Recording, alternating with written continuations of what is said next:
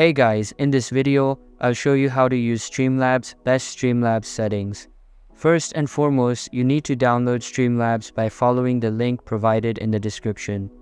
Once the download is complete, open Streamlabs and navigate to the Options menu located at the bottom left. Next, click on Output and switch your output mode to Advanced to unlock additional options.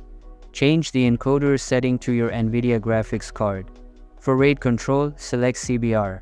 Set the bitrate to 6000 for 1080p 60 fps. Leave the keyframe at 0, and for the preset, choose Quality.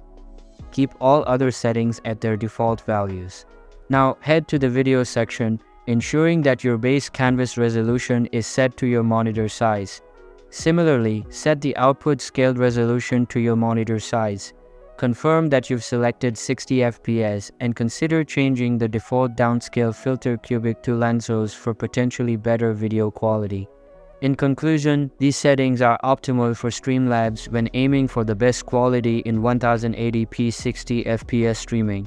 If you found this tutorial helpful, please consider subscribing and giving it a thumbs up. Thanks for watching.